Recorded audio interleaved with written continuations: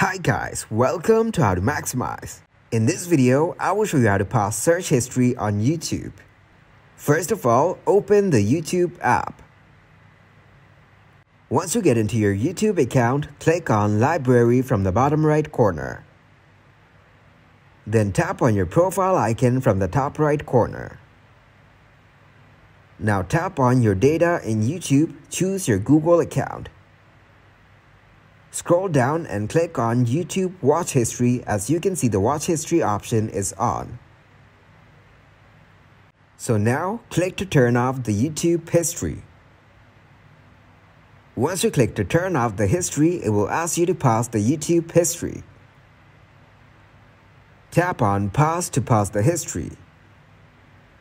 That's how you can pause search history on YouTube. Thanks for watching, and please leave a like, subscribe, and share.